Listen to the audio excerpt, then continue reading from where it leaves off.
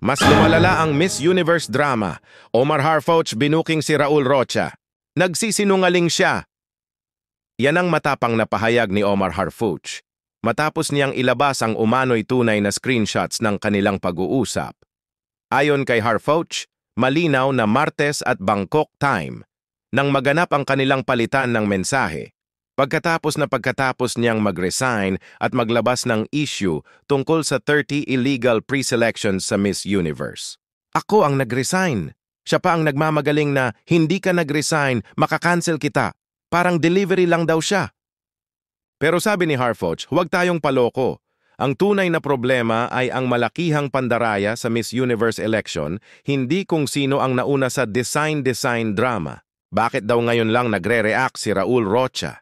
Bakit daw kuno after the election niya kinancel si Harfouch? At kung totoong may mali, bakit hindi agad sumagot noong araw ng resignation? Soon, ilalabas daw ni Harfouch ang mga voice messages na magpapatunay sa lahat? Hindi pa tapos ang pasabog, manood, maghintay at huwag palampasin ang mga susunod na revelasyon. Follow for updates. Tuloy ang laban.